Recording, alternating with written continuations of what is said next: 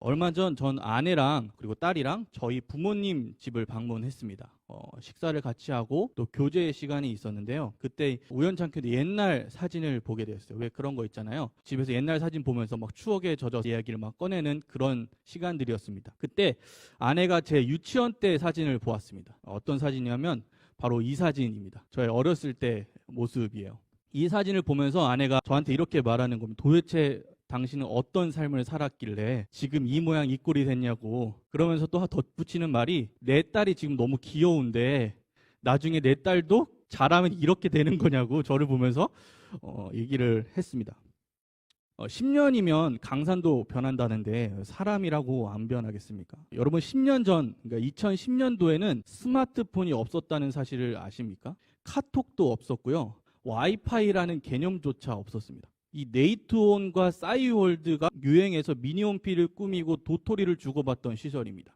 이 불과 10년 전인데 우리에게 지금 느끼는 감정은 굉장히 옛날 옛적 이야기 같아요. 우리의 생활 양식이 이렇게 많이 변해왔다는 거죠.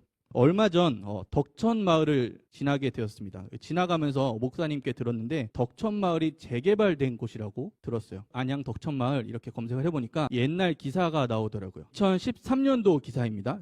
유령마을로 바뀐 안양 덕천마을. 그곳은 1년 넘게 폐허로 방치되면서 마치 전쟁터를 방불케 하며 치안과 화재, 청소년의 탈선에 무방비 상태로 유령마을이나 다름없다. 지금은 브랜드 아파트가 들어선 그곳에 7년 전 그곳을 수식하는 단어는 폐허, 전쟁터, 탈선, 유령마을이었다는 거죠. 이처럼 우리의 삶에는 변하는 것 투성입니다. 외모도 변하고 생활 모습도 변하고 지역도 변합니다. 오늘 읽은 시편 23편은 다윗이 지은 시입니다. 이 23편을 살펴보니까 이 시 안에서도 변하는 것들이 있더라고요. 바로 삶의 상황들입니다. 2절을 보니까요. 그가 나를 푸른 풀밭에 누이시며 쉴만한 물가로 인도하시는도다. 이 구절을 상상하면 푸른 초원이 쫙 펼쳐져 있고 그 가운데 시냇물이 차르르 흐르면서 그 옆에 시냇물 소리를 들으면서 누워있는 다윗의 모습을 생각하게 됩니다. 그곳에서 내 영혼을 회복시키신다고 고백할 만큼 그곳은 너무나도 평화롭고 아름다운 곳이었던 것 같아요. 그런데 4절에 와서 장소가 극적으로 변합니다. 내가 사망의 음침한 골짜기로 다닐지라도.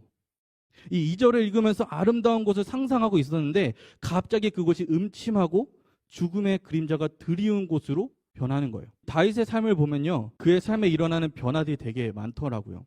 굴곡이 참 많아요. 다윗은 8형제 중에 막내로 태어났습니다. 자식 취급도 못 받았어요. 이 선지자 사무엘이 아버지 이새의 집에 왔을 때 다윗을 보여주지도 않잖아요. 사무엘이 아들이 더 없냐라고 물어보니까 그때서야 양을 치던 막내가 있는데요 라고 다윗을 소개합니다. 가족으로부터 그런 취급을 받던 다윗에게 사무엘은 그의 머리에 기름을 붓습니다. 그런데 또 기름 부음을 받자마자 사울을 피해 광야로 도망가야 했어요. 하루는 죽음을 모면하기 위해서 미친 척까지 해야 했습니다. 그렇게 오랜 시간 도망치다가 드디어 이스라엘 왕이 됩니다. 그렇게 이스라엘 왕이 됐는데 나중엔 또 자기 친아들이 쿠데타를 일으키죠.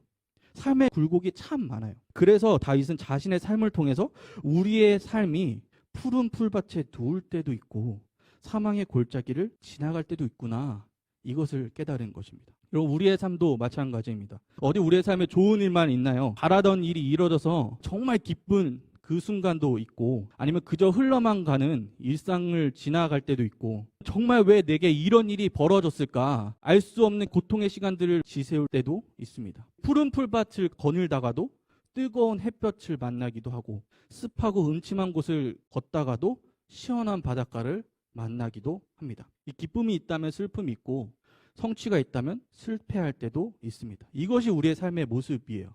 언제나 그래왔고 아마 앞으로도 계속 그럴 것입니다. 그런데 성경은요, 항상 기뻐하라 라고 말합니다. 이 빌립보서 4장 4절 말씀입니다. 항상 기뻐하라. 내가 다시 말하노니 기뻐하라. 여러분, 정말 항상 기뻐할 수 있을까요? 힘겨울 때, 우리가 속상하거나 짜증날 때 기뻐한다고 기뻐하자, 기뻐한다고 기뻐지냐고요. 어떻게 항상 기뻐할 수 있을까요? 그래서 우리는 그것이 불가능하다고 여깁니다. 그러나 그것은 우리의 기쁨의 이유를 잘못 맞췄기 때문이에요. 여러분, 우리가 항상 기뻐하려면요, 항상 변함없는 언제나 그러한 거기에서 이유를 찾아야 합니다. 거기에 기쁨의 이유를 두어야 해요. 그래야 항상 기뻐하죠. 항상 기뻐하라. 항상 찬송의 제사를 드려라. 이런 말씀은 우리의 초점을 변하고 사라질 것들에 맞추지 말고 영원한 것에 맞추라는 명령이기도 합니다. 이 직장 속에서 좋은 성과, 삶에서 좋은 관계, 좋은 가정, 좋은 경제 상태, 뛰어난 성취 등 이것들은 우리를 기쁘게 합니다. 그래서 그것들을 바래요. 우리가 그것을 바라고 추구하지 않아야 된다는 것은 아닙니다. 그러나 문제는 그것들은 언젠가 변한다는 거예요. 영원하지 않아요. 우리의 시선이 변하는 것에 초점이 맞춰져 있다면 우리의 삶은 기뻤다가 슬펐다가 행복했다가 좌절했다가 이것들을 끊임없이 반복하며 살아야 할 것입니다. 이스라엘 백성이 그랬던 것 같아요. 애굽에서 노예로 있으니까 힘들어요. 근데 모세가 나타나서 구해주겠다니까 또 기뻐요. 그것이 괘씸하다고 바로가 노역을 더 심하게 시키니까 또 힘들어요. 그렇게 애굽에 나와서 자유인이 되니까 또 기뻐요. 홍해가 나오니까 원망해요. 홍해를 건너니까 찬양해요. 그러다 물이 없다고 또 다시 원망해요. 물을 주니까 또 좋아해요. 이렇게 계속 반복하는 삶을 산다는 것이죠. 우리의 삶도 비슷하지 않으세요? 반복하면서 살아갑니다. 초점이 언제나 좋은 어떠한 그 상황에 맞춰져 있어요. 그래서 성경은 사람이 떡으로만 사는 것이 아니니라 라고 말씀하는 것 같습니다. 우리는 항상 그러한 것, 변하지 않는 것에서 기쁨의 이유를 찾아야 합니다. 그런 면에서 오늘 읽은 시편 23편은 이 변하는 것이 아니라 변하지 않는 것에 대하여 말하고 있습니다. 다윗은 자신의 삶의 상황들은 계속해서 변해왔지만 그 가운데서도 변하지 않았던 것이 있음을 발견한 것이죠. 그것에 대해서 찬양하고 있습니다. 그것이 무엇일까요? 바로 목자입니다. 그가 나를 푸른 풋밭에 누이시며 쉴만한 물가로 인도하시는도다. 자기의 이름을 위하여 의의 길로 인도하시는도다. 사망의 음침한 골짜기로 다닐지라도 주께서 나와 함께 하심이라. 주의 지팡이와 막대기가 나를 안위하시나이다. 내 평생의 선하심과 인자하심이 반드시 나를 따르리니. 여러분, 우리에게는 절대 변하지 않고 절대 사라지지 않고 절대 달라지지 않는 기쁨의 이유가 있습니다. 바로 목자 되시는 우리와 함께 하시는 하나님이요. 푸른 풀밭에서도 인도하시고 사망의 음침한 골짜기에서도 함께 하시며 위로해 주세요. 하나님은 우리와 함께 하십니다. 어느 찬양의 가사처럼 시간을 뚫고서라도 함께 하기 위해서 오신 분이 바로 우리 하나님이시라는 거죠. 다윗이 고통당할 때 하나님은 언제나 다윗을 위로하셨습니다. 막내라고 무시당할 때 기름 부음을 받았고요. 광야로 쫓겨나갈 때 동역자들을 붙여주셨어요. 또 그가 죄를 저질러서 악한 길에 빠질 때도 나단을 통해서 꾸짖으시면서 의의 길로 인도해 주십니다. 여러분, 마찬가지입니다. 우리도 이 변하지 않는 신실하신 주님이 우리와 함께 계십니다. 우리의 외모가 변하고 지역이 변하고 시대가 변한다고 할지라도 우리의 상황들은 변하지만 하나님이 항상 나와 함께 하심은 변함이 없습니다. 믿으십니까? 다윗은 자신이 어디에 있든지 어디를 가든지 나를 인도하시고 함께 하시는 하나님이 계심을 깨달은 거예요. 그것만은 변하지 않았다는 겁니다. 그런데 문제는 무엇일까요? 여러분, 문제는 우리가 하나님과 함께 하지 않는다는 거예요.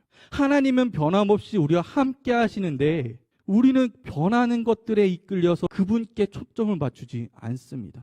그래서 그분이 주시는 위로, 그분이 주시는 기쁨을 받지 못해요. 이것이 우리의 삶의 근본적인 문제입니다. 오늘 본문에서는요, 변하는 것과 또 변하지 않는 것, 더불어서 한 가지를 더 말하고 있습니다. 바로 변하지 않아야 할 것입니다. 6절 말씀인데요. 내 평생의 선하심과 인자하심이 반드시 나를 따르리니 내가 여호와 집에 영원히 살리로다. 나는 영원히 여호와의 집에 살겠다. 다윗의 결단입니다. 이것만은 변하지 않겠다는 거예요. 다윗이 모든 순간에 구했던 것은 딱 한 가지입니다. 그분과 함께 영원히 사는 것. 시편 27편 4절 말씀입니다. 내가 여호와께 바라는 한 가지 일, 그것을 구하리니 곧 내가 내 평생에 여호와의 집에 살면서 여호와의 아름다움을 바라보며 그의 성전에서 사모하는 그것이라. 내가 여호와께 바라는 한 가지 일, 내 평생에 그의 집에 사는 것, 그의 아름다우심을 보면서 그와 함께 교제하는 것, 여러분, 이 구절을 봤을 때 다윗이 가지고 있는 그 영원한 기쁨이 보이지 않으세요? 다윗은 양을 칠 때나 광야에서 도망칠 때나 왕이 되어서 궁궐에 있을 때나 항상 찬양하고 기뻐 예배합니다. 이 원수가 다윗을 쳐서 다윗이 괴로울 때에도 다윗은 언제나 함께 하시는 하나님 앞에 서요. 그리고 철저하게 하나님과 교제합니다. 그가 지은 수많은 시편에서도 알 수 있습니다. 처음에는 원수에 대한 원망, 어려움을 호소하다가도요, 마지막에는 꼭 하나님을 찬양하면서 시를 끝냅니다. 하나님을 향한 다윗의 초점이 변하지 않는다는 거예요. 다윗이 사울에게 쫓길 때 시를 지었습니다. 시편 54편 말씀인데요. 6절 말씀을 읽어보겠습니다. 내가 낙헌제로 주께 제사하리이다. 여호와여 주의 이름에 감사하오리니 주의 이름이 선하심이니이다. 사울에게 도망쳐 쫓길 때에 낙헌제로 주께 제사 드린다고 말하고 있어요. 블레셋에게 잡혔을 때도 마찬가지입니다. 시편 56편 말씀이에요. 내가 하나님을 의지하였은즉 두려워하지 아니하리니 사람이 내게 어찌하리요. 하나님이여 내가 주께 서원함이 있사온즉 내가 감사제를 주께 드리니. 다윗이 블레셋에게 붙잡았는데 내가 감사제를 주님께 드린다는 거예요. 이것이 변하는 상황 속에서의 다윗의 초점입니다.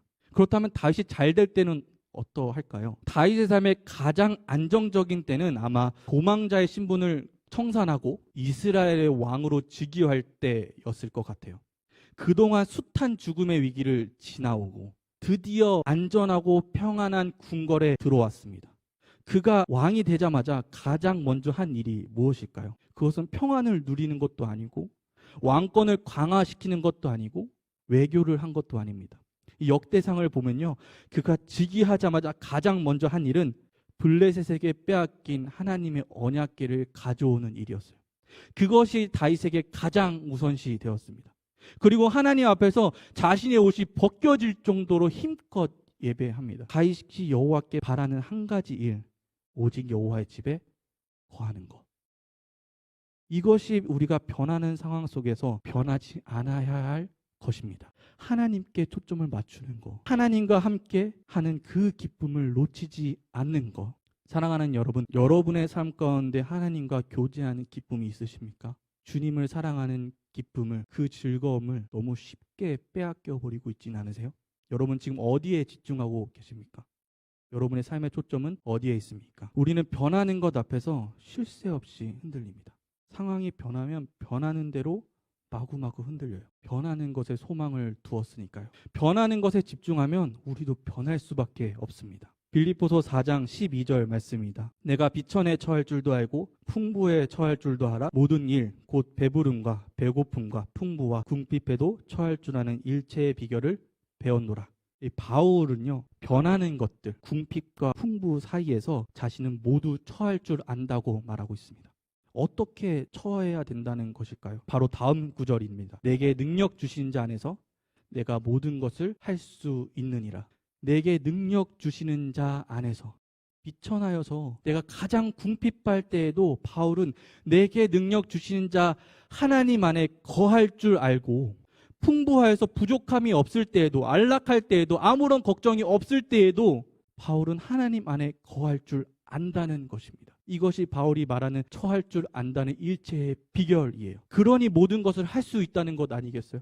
모든 것을 할 수 있는 능력이란 하나님과 함께 가는 것입니다. 변하지 않는 하나님 안에 거하는 것입니다. 변하지 않는 것에 초점을 맞추면요, 변하지 않는 기쁨이 우리에게 있는 것이에요. 최근 우리의 삶은 많이 변했습니다. 처음 드려보는 온라인 예배에 적응하고 있죠. 언제까지가 될지 모르겠습니다. 얼마 전 어느 한 작가의 인스타그램에 글을 보게 되었습니다. 제가 읽어보겠습니다. 비대면 예배를 드린다고 믿음이 흔들릴 신앙이었다면 도대체 수년간 교회를 다니면서 우린 뭘 배운 걸까?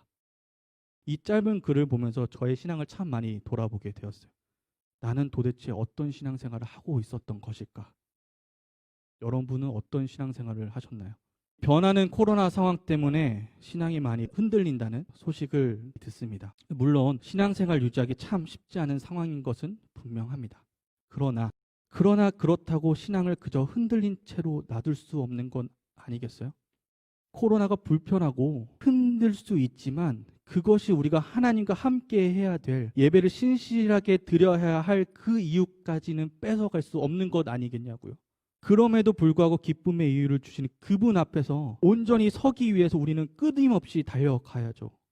바울은 이렇게 말합니다. 내가 이미 얻었다 함도 아니요 온전히 이루었다 함도 아니라 오직 내가 그리스도 예수께 잡힌 바 된 그것을 잡으려고 달려가노라. 사랑하는 여러분, 우리 달려갑시다. 이 상황이 어떠하시든지 변하지 않는 하나님 앞에 섭시다. 우리가 언제 상황을 봐가면서 신앙생활 했습니까? 오직 살아계신 하나님, 나와 함께 하시는 하나님 보고 나아가지 않았습니까? 아무리 상황이 변하고 힘들어도 하나님은 신실하시고 나를 인도하시는 그 고백의 신앙 아니었냐고요. 코로나 상황 가운데 그럼에도 불구하고 그분과 교제할 수 있는 방법을 찾아봐야죠. 온라인 예배가 우리의 신앙이 견고하게 서기에 부족하다면 그 이외에 다른 방법을 찾아야까지 하나님 앞에 서야 되는 건 아니겠냐고요. 여러분, 우리는 골방 수련회를 준비하고 있습니다. 날마다 성경도 있고요. 더웨이도 시작했어요. 아니면 출근길이나 나의 방을 기도의 골방을 만들어 보든 뭐든 해봐야 되는 것 아니겠냐고요. 그냥 신앙이 흔들린 채로 놔두는 것이 우리의 신앙생활이었습니까? 우리와 함께 하시는 하나님과 교제하는 것, 그 교제의 기쁨을 누리는 것, 그것이 우리가 변하지 않아야 할 것입니다. 성경은 죄를 지은 아담과 하와 이후에 우리와 함께하고 싶어 하시는 하나님의 노력이 담긴 사랑의 고백입니다. 우리가 죄를 지었음에도 불구하고 우리와 함께하고 싶어서 여전히 우리를 부르고 계세요.